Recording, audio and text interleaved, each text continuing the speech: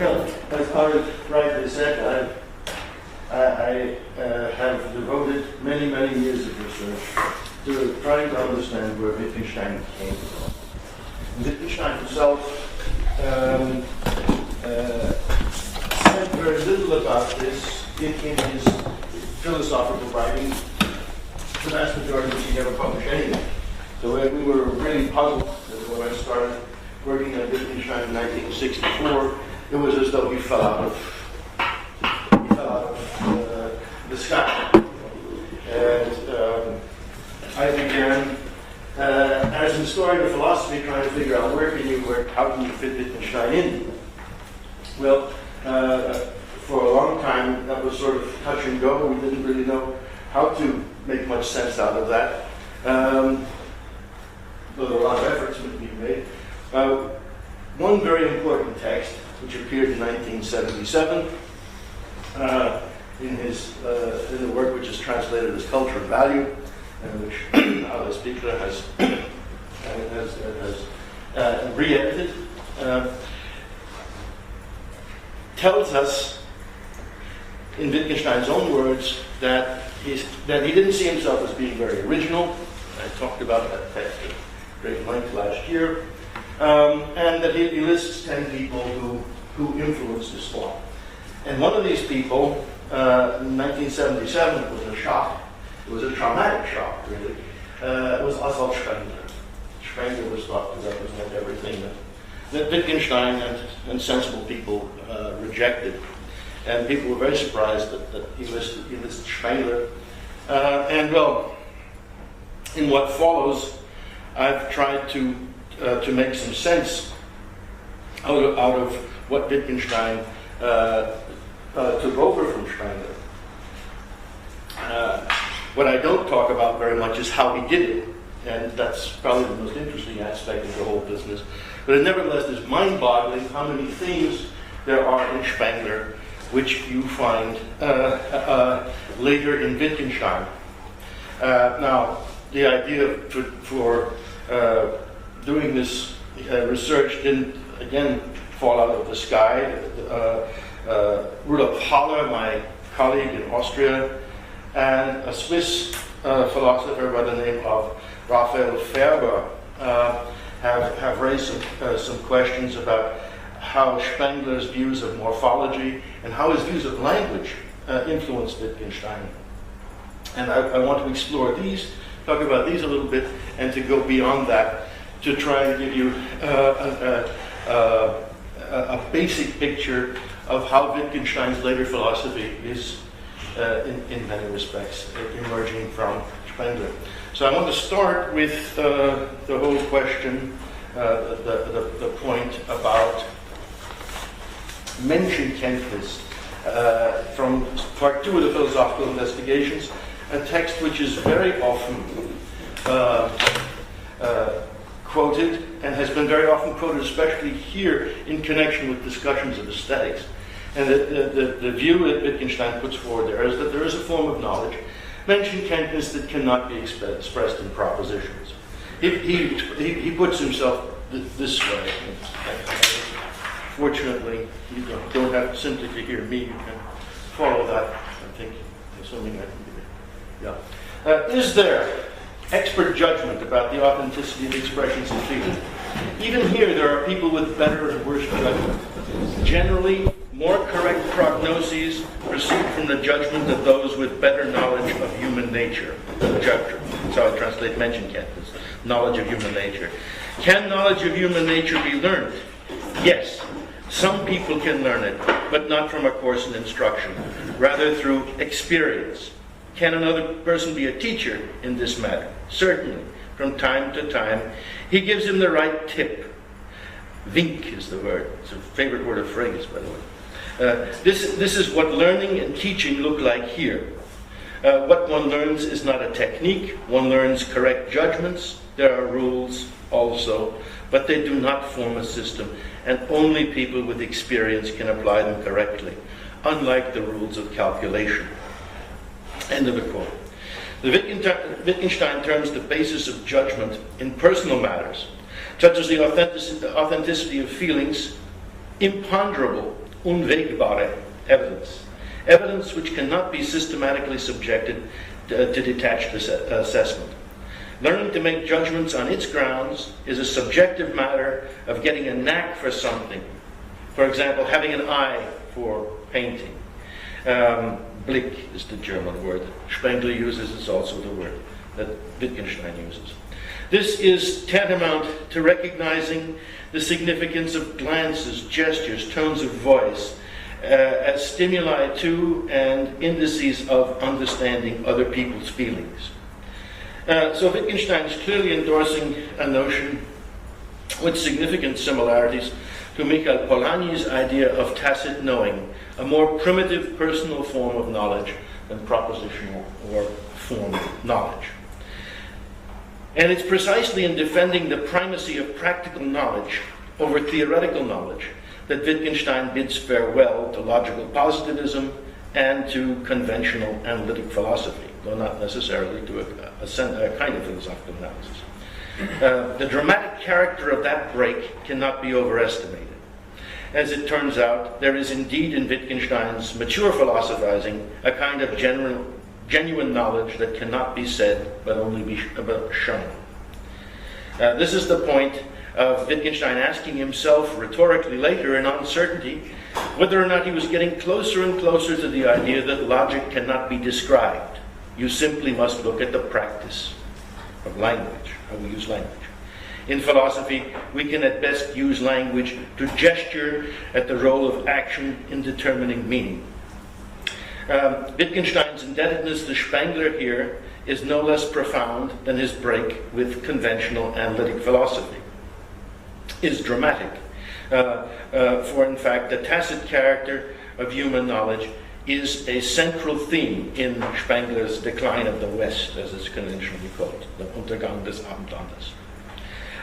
Scattered throughout Spengler's chef-d'oeuvre, from beginning to end, we find a discussion of a kind of knowledge typically expressed by statesmen,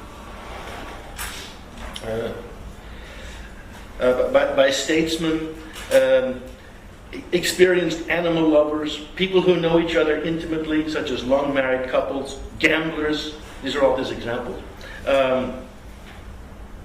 Astonishingly, but nevertheless credibly under certain circumstances, even animals. Interesting, since nowadays there's such an interest in animals. And this involves a profound sensitivity to the peculiarities of individuals and an intuitive recognition of the meaning of situations. Again, something Spengler emphasized.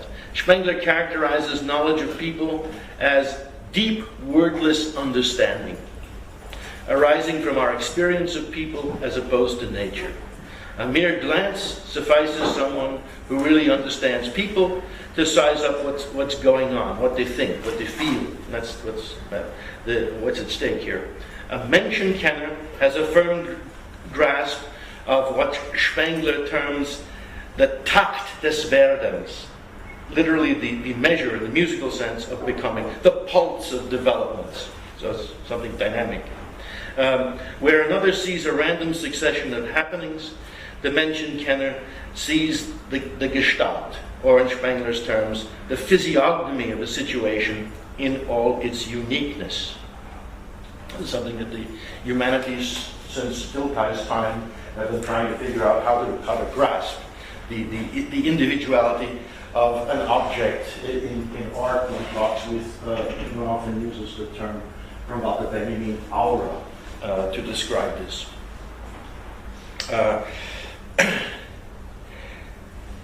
Menschenkenner are adept at perceiving crucial differences, especially as regards the timing of their interventions in the world.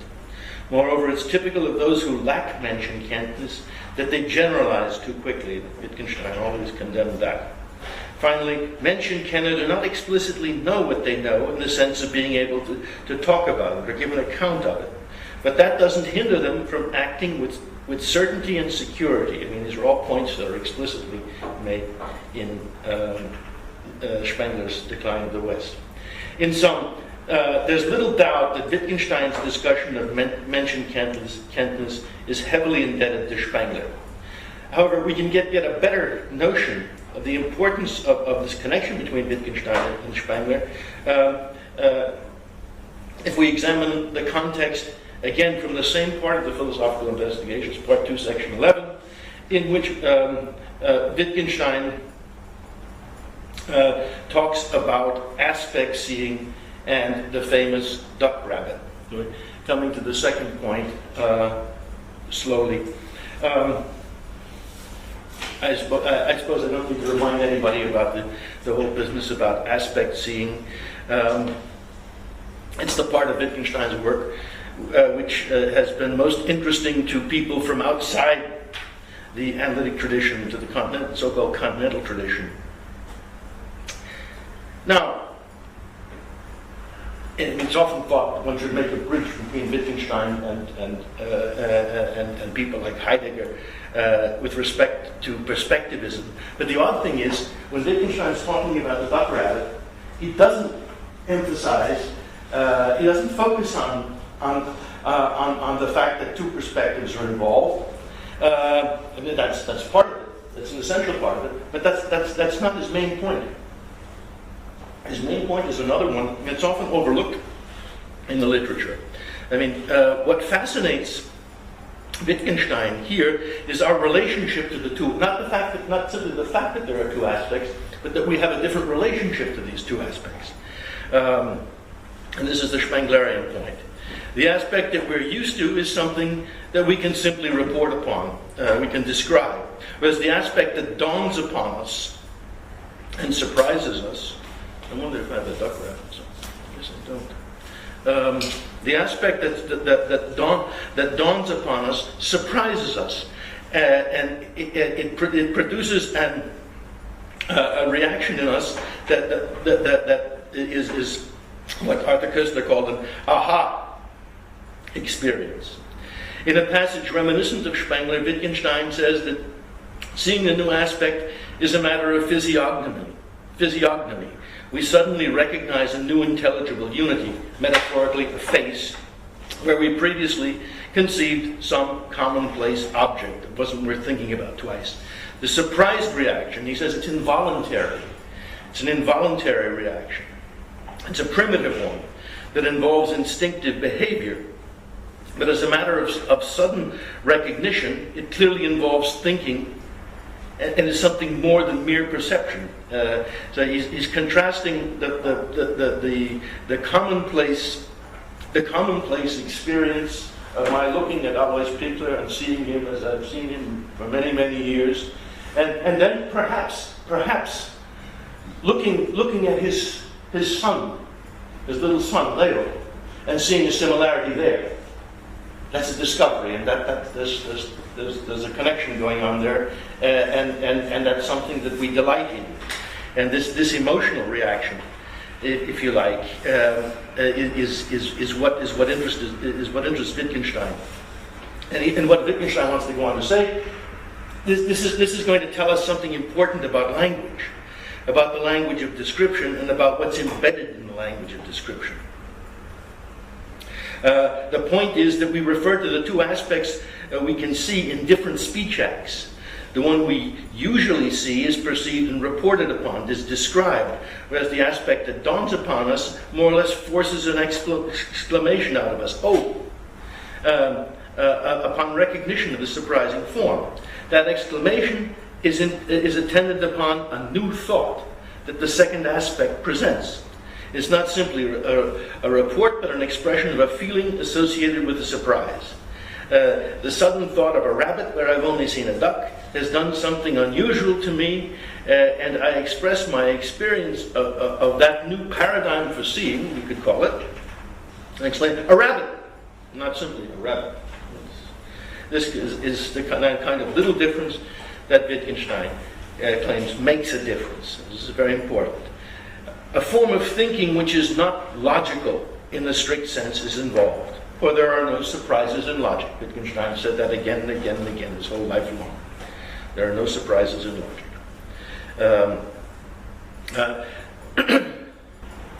And the philosophical importance of that surprise is that it shows us how it is that our familiar experiences are more complicated than we think they are. He says in the philosophical investigations, when he's talking about philosophy, it's the familiarity, it's the everyday character. It's almost a passage very reminiscent of Heidegger. It's the everyday character of things that leads us to overlook important nuances that are crucial for philosophy, that are not particularly important in practical life. And he's trying to as a philosopher, he has to create a new tension between the everyday and the philosophical, and which explains his style to a great extent. Wittgenstein points here to the similarity between the expression of surprise and the expression of pain, which is in the utterance. I am in pain. So neither is a report purely and simply. The point is that not one but two functions of language are involved in aspect seeing: reporting upon perception and expression of a surprise. And this brings us in turn to the heart of Wittgenstein's mature conception of language.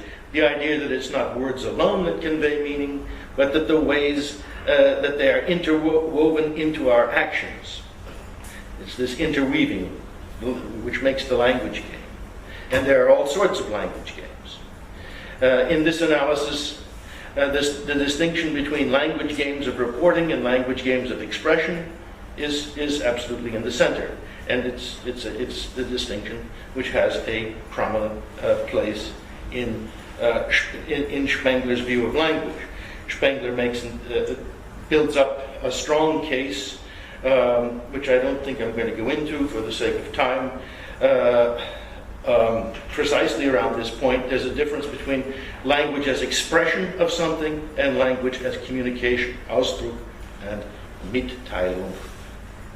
And it's central to Spengler that these two forms of language are different, but they can't be easily disentangled from one another.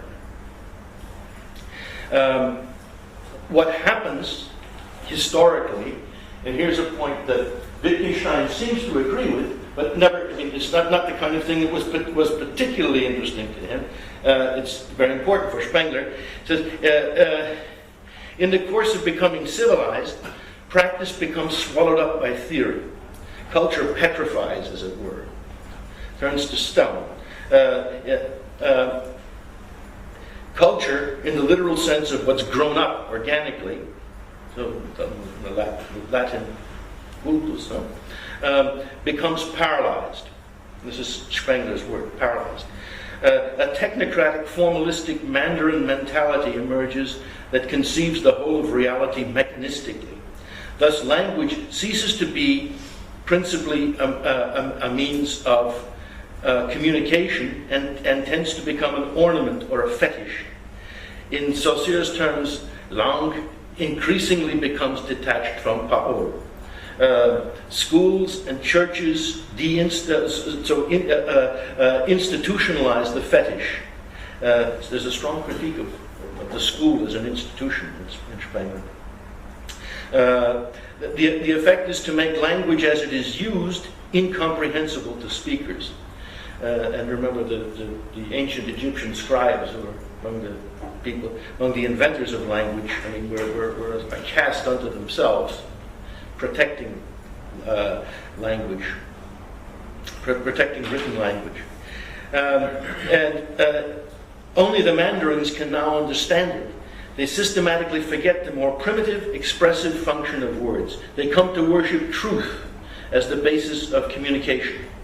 This dichotomy, which, by the way, owes a great deal to Schopenhauer's dichotomy between the world as will, the world as representation, is a far cry from anything we find in Wittgenstein, except by suggestion.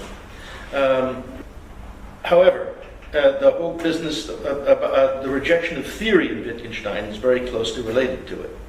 In the end, Wittgenstein agrees that in the process of becoming civilized, we've lost sight of the primitive functions of language the almost animal functions of language, I've said in another case, that underlie our sophisticated techniques of representation. So he writes in Uncertainty, I want to regard humans here as animals, as a primitive being to which we grant instinct but not reasoning, as a creature in a primitive state. Any logic good enough for a primitive means of communication suffices. We do not need to be ashamed of it. Language did not emerge from the process of reasoning. This has to be strange stuff for logical positivists, but it's absolutely central to Spengler, who believed that our humanity has in fact been grafted onto our animal nature. Okay, and in a very interesting passage that Raphael Faber, who was the first one really to make the point that Wittgenstein's view of language, this very central notion, is indebted to Spengler. Spengler says, if you want to understand what language is all about, you ought to look at a hunter and how a hunter deals with his dog. And he said, the dog follows a finger which has been stretched out before it. It listens attentively to the sounds of words and shakes its head. It doesn't understand this kind of human language at all. Then it produces a few sentences in order to indicate its conception. It stands still and barks back. He said, that's a sentence in its language, which contains the question whether the master perhaps meant this or that. There then follows the joy, similarly expressed in dog language, if it grasps that it understood writing. Spengler goes on to say, if a country parson explains something to a peasant woman, he takes a hard look at her and involuntarily puts everything that she cannot understand in her language, or in the church's mode of expression, into his gestures. Today's word languages altogether can only lead to communication in connection with other forms of language, separated from this more primitive language in which gesture is of the utmost importance. Spengler believes there's a common behavioral language that underlies all communication, and, as we've seen, even between people and animals, that's somehow implicit in spoken language. So, whereas Wittgenstein will speak of the common behavior of mankind as the common form of acting, as the frame of reference, by means of which we interpret a foreign language, so Spengler will emphasize this common behavioral language. Here again, there's an important difference, of course, between them. Wittgenstein employs the example of what people, as opposed to dogs, do continually in the philosophical investigations to differentiate between the kinds of meaningful human action appropriate to animals that speak, people, and the behavior of animals that do not. I don't want to say there's a one-to-one relationship here, that would be absurd. But he asks rhetorically whether a dog is too honest to be able to stimulate pain, for example. In the passage in question, Spengler emphasizes that a child speaks this common behavioral language before it's mastered its first word, whereas Wittgenstein will insist that although we learn the most fundamental things we come to learn from experience, we do not learn them from our own experience, but from that of others. Moreover, Wittgenstein emphasizes that we first learn language by playing, whereas Spengler insists that children discover, for example, what truth means by playing. For Wittgenstein, that playing has the character of Abrichtung, discipline, dressage, which is a term usually associated with training animals. In addition, this practical mode of learning, by being disciplined, terms that we do not explicitly know the most important things we know. We know them on basis of experience. Thus, Wittgenstein writes in Uncertainty, I did not get my picture of the world by satisfying myself with its correctness, nor do I have it because I'm satisfied with its correctness. No, it's the inherited background against which I judge between true and false. The propositions describing this world picture might be kind of a mythology, and their role is like that of the rules of a game, and the game can be learned purely practically without learning any explicit rules. Uncertainty 94-95. This lack of explicit knowledge is what determines the indirect character of Wittgenstein's method. But that's to run ahead. Indeed, Baker and Hacker insist that Wittgenstein's notion of language builds upon the Spenglerian notion of a homogeneous, spiritualized, well-ordered Weltbild that comprehends the totality of knowledge. In fact, Wittgenstein is describing the point where nature grows into culture, and that brings me back to our theme, something that's clearly continuous with Spengler. Baker and Hacker go so far as to suggest that Wittgenstein owes the much-discussed notion that meaning is to be explained ultimately in terms of forms of life to Spengler. I'm not so sure about that, but it's possible.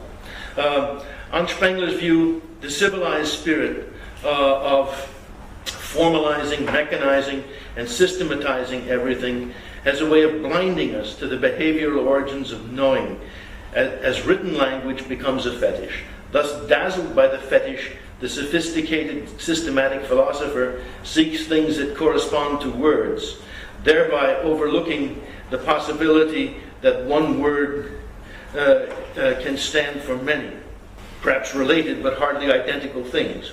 For Spengler, as for Wittgenstein, a single term can refer to many different things. For example, Spengler will insist that there should be a discussion of three Aristotles, the Greek one, the Arabic one, the Gothic one, to do justice to all of the historical phenomena that fall under the rubric Aristotle. In order to see language in all its complexity from within civilization, we have to develop a method for inducing skepticism about the comfortable certainties upon which modern thought is based, including the idea that there is such a thing as language. I mean, this is what Spengler is opposed to, like Wittgenstein. For Spengler, this means doing battle with the mechanistic spirit of systematic thought, the tendency to generalization and the pursuit of causal explanations. Spengler polemicizes dramatically in several places against causal explanation in philosophy. Now, Spengler calls, I come to my third point, which bears upon the morphological method. Philosophy is a matter of describing physiognomies. This physiognomy is what Spengler calls his method. His aim is to do justice to human history on the basis of a strict and clear physiognomy, these are his words, that is completely conscious of its resources and its limits. Very Wittgensteinian thought. Page 142 in the DTV edition of Spengler. Its method is attributed to Goethe's botanical studies, and Spengler says all the time, all I'm doing here is saying what Goethe would have said if Goethe were a philosopher alive today. At this point, I want to add something which is not in my original paper. First of all, by quoting Goethe, as who is being quoted also by Spengler, because it also illuminates Wittgenstein as well. Goethe says, the urge to cognize living forms as such and grasp their outwardly visible and tangible parts contextually, and to take them as imitations of what is inward, and so master to some degree the whole in an intuition has always arisen in science. The idea to see things together, it's a Wittgensteinian metaphor, is something which both Goethe and Spengler, following him, appreciate very much. They see this also as connected with basic aesthetic impulses. In effect, representing living nature, say the nature of a leaf for Goethe, is not the matter of representing a single thing, but representing a progression within a series of gestalts all at once. And Goethe tried to develop ways of doing this visually. So I'll give you an example of what Goethe terms a graded dynamic series. In understanding the relation to the idea that a leaf is not one thing that you can define, but a family of things, Goethe makes these kind of representations here, where at one glance you can see the relationship between this thing here, which looks not at all like that over there. You can see them as part of one set of development. Goethe's botanical studies are based upon the capacity to represent visually at one go something whose perception involves discrimination, making judgments, practical thinking. The only philosopher who's really picked this up in the 20th century is Hans Cassirer, whose work has not been integrated into anything, much to the embarrassment of the philosophical community, on my view. This is behind Spengler. It's something that that Wittgenstein picked up in all sorts of different ways, coming from Goethe's morphology of plants, since it is hardly ever discussed in connection with Wittgenstein. I wanted to mention it here. And I mean, this is what physiognomy is all about. And I mean, in the end, it's a matter of describing and making judgments about analogies. The perspective of physiognomy originates in sensitivity to style and to form, as they exist in individual cases. It's a matter of understanding individual cases. And the analogies which bind these individuals together. So understanding what's similar but not identical. The physiognomic perspective is developmental, as I've said. The physiognomist is always sensitive to the Takt des Werdens. Movement isn't, Spengler says, it is only an embarrassment to the thinking man. But it's something obviously to somebody who takes a look. Wittgenstein's locution there. Obvious to somebody who takes a look. So with respect to language, physiognomic knowledge proceeds from melodies, rhythms, emphasis, color, and gesture, all of which are part and parcel of use. To employ terms that are not Spengler's, but nevertheless appropriate for all that, physiognomic understanding is much more a grasp of pragmatics than it is of semantics or syntax. Understanding language is grasping usage and not a set of formal structures underlying it. As such, physiognomic understanding is historical and aims at preserving differences. Now, this is all interesting for all kinds of reasons. Among other things, I think because the explicitly skeptical dimension of Spengler's physiognomy vis-a-vis classical philosophy attaches to his battle against this spirit of the system. The skepticism that Cavell and others have attributed to Wittgenstein, I think, is to a great extent a matter of his Spenglerian heritage. Something that's also true, by the way, of Wittgenstein's historicism.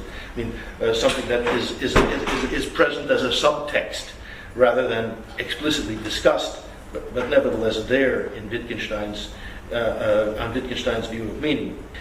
Both Wittgenstein and Spengler want to undermine systematics philosophy in terms of its universalistic, ahistorical claims about knowledge and society. And both of them want to do it on the basis of a comparative perspective which shows that the systematizer's claims to universality are unfounded, and that on the basis of culturally given multiplicity. The aim of Spengler's physiognomy is to remind us about the importance of nuances and minutiae that in fact amount to big differences when we're trying to understand language and ultimately human reality. Thus, Spengler will compare his task to that of a portrait painter. Quote, describing, fashioning physiognomy is the art of portraiture carried over into the realm of the intellectual. End of quote. It's therefore profoundly descriptive rather than an explanatory enterprise. A certain similarity with Wittgenstein's self-description as a landscape artist, beginning at the preface of the Philosophical Investigations, suggests itself here. Moreover, Spengler insists that the Ursymbole, determining the collective ideals that distinguish cultures from one another, are determined by a collective experience of space in the form of landscape. I think it should be relatively clear that the step from Spengler to Wittgenstein here is not particularly great. I mean, Wittgenstein's central notion that description must replace explanation within philosophy, as well as the scandalous idea that philosophy simply describes the world, leaving everything as it is, comes to fit into place. At least one sees that Wittgenstein didn't invent this idea, and that it has a broader context, to go back to that notion. The same is true of the notion that we simply need to take a look at how things stand, but that we're tempted to speculate rather than look. And that's something that's part of this, an essential part of the story for both Wittgenstein and for Spengler. Indeed, the whole enterprise of philosophizing against the spirit of the system, as Wittgenstein does, is perfectly sensible for a Spenglerian. And it's been the burden of the previous discussion here for understanding people, for understanding language and a physiognomy, to show that Wittgenstein did accept central Spenglerian notions and did build his mature philosophy on them. Okay, I want now to if I have a few minutes, just to mention a few points in texts where you see a clearly Spenglerian idea turning up. Now, there's a point in the philosophical investigations where, in the discussion of philosophy, and that's what I'm concerned with, the chapter on philosophy, in the very, very important, perhaps most crucial paragraph in that discussion, paragraph 109 of part 1, where Wittgenstein suddenly tosses off the phrase, die pneumatische Auffassung des Denkens. This answer, translate this as thought as a gaseous medium. I have never seen anybody who's ever been able to make any sense out of it, because the translation is completely wrong. If you know Spengler, you know this word pneumatisch, it relates not simply to the notion of pneuma, breath, but it's something that's related to the Magian, which is to say Jewish, Semitic, Jewish Arabic culture, and it's something that's essentially associated with that culture. So you might translate it. So as magic, the idea of thought is something magical, and then it makes sense in that context. Well, I mean that's a textual point. Another point. One of the things that Spengler says that Wittgenstein doesn't say, but could well have, because he doesn't put the matter quite this way. Spengler says there's no such thing as mathematics. There are only ways of doing mathematics. Es gibt keine Mathematik, es gibt nur Mathematiken, plural. And this is, it's not as though Wittgenstein needed Spengler to get to that view, but it's a view that they certainly both share. In all matters of aesthetics, I mean, when Wittgenstein comes to write about aesthetics in his lecture on aesthetics, the central thing in aesthetics is not is not necessarily how we define. I mean, it's anything but the definition of words like beauty, intuition, or whatever. It starts with our reactions. Human beings, how they react to aesthetic experiences. Charles Johannesson, the venerable Charles, has always said this is connected with our reactions to individual forms. This is a form of physiognomic knowledge, without having the slightest idea there's a connection here. But I mean, this is exactly what Spengler says. I mean, in the end, the important thing is the reaction, and the aesthetic language is built up around trying to formulate the right gesture and words to react to an object of art, to react to something we experience, or to a landscape. In the Lectures and Conversations, there's a passage that seems to come out of nowhere, where Wittgenstein says, suddenly it's not quite clear really how it's connected with the rest of the discussion, what it has to do with aesthetics. He says, think about Darwin. Nobody thought nobody paid much attention to his arguments or anything. Everybody was for Darwin or against Darwin. Well, as it turns out, one of his teachers, his first real teacher in philosophy, Ludwig Boltzmann, was an enthusiastic Darwinist. Spengler hated Darwin, and he thought Darwin was responsible for everything that was more or less wrong in modern culture. So Spengler says he denounces Darwin as a mechanist, as a materialist, as a socialist, as English, as a Manchesterian, as a Malthusian, as a superficial caricature of the true understanding of race and history, and above all, as an enemy of Goethe's, which I don't think Darwin was. But I mean, Spengler he never takes a chance to, never passes up a chance to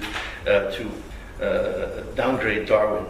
There's another point. Again, at the anecdotal level. When Stephen Tillman and I were writing Wittgenstein's Vienna, Stephen said, we were talking about Wittgenstein's relation to philosophy in Cambridge, and Stephen quoted Wittgenstein as saying the following: "Poor Broad, he thinks that philosophy is the physics of the mind." Well, you find in many places exactly this notion in Spengler. I'll just give you one particular quote. "Wanting to hang on to an exact knowledge of the eternally mysterious soul is senseless. However, the drive to think abstractly compels the physicists of the internal world, nevertheless, to explain an illusory world of representations and concepts on the basis of newer and newer representations and concepts." Something that Wittgenstein could easily have read. Now, what I've tried to do here is to give you some examples of parallels. What I haven't done, and as I say, which is really the most important part, is to explain where the differences are. I just made some gestures in that direction. I mean, if you want to understand Wittgenstein, it's not simply a matter of understanding the similarities, or anybody for that matter. The important thing about any comparison are the points of difference. And there are many. How does Wittgenstein read Spengler? How does he pick this stuff? How do these ideas come into his work? I mean, that's an open question for the future. In any case, Spengler gives you some idea of that the philosophical investigations, contrary to what Georg Henrik von Wright wrote when they appeared, that they are not completely original. In fact, as Wittgenstein himself said, the substance of the thoughts, not the way they were developed, but the substance of the thoughts are things that he got elsewhere. So